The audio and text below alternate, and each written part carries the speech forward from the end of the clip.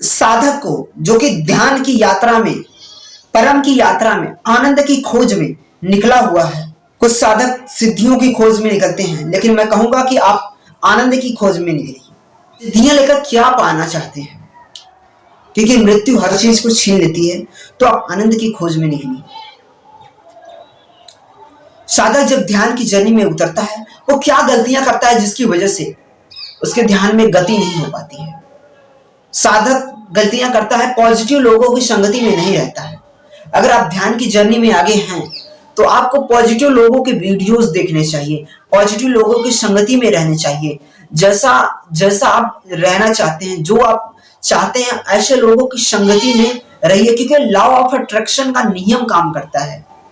आप जैसा सोचते हैं, आपके विचार जैसे होते हैं, वैसे आपको अपॉर्चुनिटीज दिखती हैं, वैसे आप जो है भावनात्मक रूप से वैसा बनते हैं, आप उस तरह के एक्शंस लेते हैं। तो ये बहुत ज्यादा जरूरी है, आप जो है पॉजिटिव लोगों की संगति में रहें। अगर आप एक साधक हैं तो साधकों की संगति में रहें।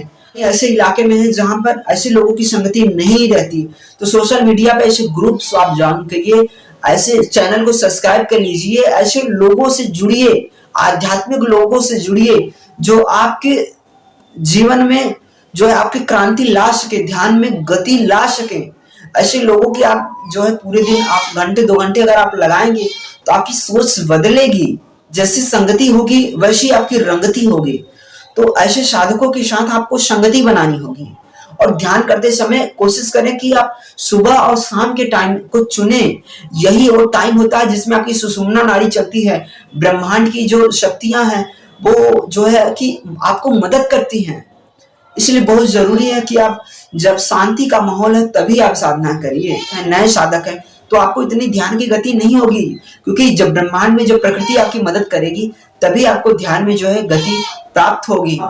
ध्यान साधना कर रहे हैं तो आप चाहते हैं कि थोड़ी गहराई आपको मिले, तो हल्का सा आसना और प्राणायाम को भी करिए अपने जीवन में। इससे आप हेल्दी भी रहेंगे, आपकी एकाग्रता बढ़ेगी। अगर ध्यान की अनुभूतियां नहीं होती हैं तो आप थोड़ा त्राटक साधनाएं भी करिए। अगर ध्यान में और ऊंचाई आप पाना चाहते हैं तो आपको योग निद्रा करना चाहिए। हल्का सा योग निद्रा जो है आपके जीवन को, आपकी ध्यान की जर्नी में जो है परिवर्तित कर सकता है। इसलिए बहुत ज्यादा जरूरी है कि आप जो है कि योग निद्रा को भी अपनाइए। आप प्रकृति की सानिध्य में साधनाएं करिए। कहीं झरने से पानी गिर रहा हो, कहीं समुद्र का किनारा हो, कहीं किसी पीपल के वृक्ष के नीचे, किसी जंगल के या किसी ऐसे स्थान पे जहाँ पे लोगों का आना जाना कम हो, ऐसे स्थान पर जो है आप बैठ करके साधनाएं करें, तो वहां पे प्रकृति आपको पकड़ लेती है, ध्यान आपको पकड़ लेता है। तो ये चीजें भी आपको ध्यान रखनी होती हैं। और आप जब ध्यान कर रहे हो तो आप विचार क्यों करते हैं? आप विचारों के साक्षी क्यों नहीं होते हैं? गलतियां यही करते हैं, आप करने के प्रयास करते हैं। आप कर तो रहे हैं, आप दिन भर करते रहे हैं, विचार ही तो कर रहे हैं। इसे क्या हुआ? कुछ नहीं हुआ। ध्यान करने की चीज नहीं है, ध्यान है जागना, होश, अवेयरनेस। आप कितने देर होश में रहते हैं? आप सोचिए। आप विचार आ रहे हैं, श्वास आ जा रही है, उसको देख रहे हैं, दृष्टा बन के देख रहे हैं। विचार आने उसको देख रहे हैं। आपके भीतर जो अनहद नाद बज रहा है, जो घंटे की आवाज, झिंगुर की आवाज और बांसुरी, ये जो नाद आपके भीतर बज रहे हैं, क्या उसको दृष्टा बन के आप सुनने की कोशिश कर रहे हैं? आप सुनने की कोशिश नहीं कर रहे हैं, आप दृष्टा बन के उसको सुनिए। देखते देखते आप उसमें डूबिए। श्वास को देखते ही तो श्वास ही हो जाइए। अगर आप अपने विचारों को देखते हैं, विचारों को देखते देखते विचार ही खत्म हो जाएंगे, दृष्टा हो जाइए। विचार शून्य अवस्था पैदा होगी और ध्यान घटित होगा, ध्यान आपको अपने भीतर खींच लेगा। बस यही एक साधारण सी तकनीक है। फिर उसके बाद ध्यान की आगे की जो यात्रा में पहुंचेंगे, आपको लीनता का ज्ञान हो गया। देखिए, ध्यान करते करते आपको ध्यान समझ में आने लगेगा। ध्यान की तकनीक आपको अपने आप समझ में आने लगेगी कि कैसे ध्यान करना है। हाँ, ये पॉइंट है, यहां से हमें अब छलांग लगा देनी है, यहां से डुबकी लगा देनी है।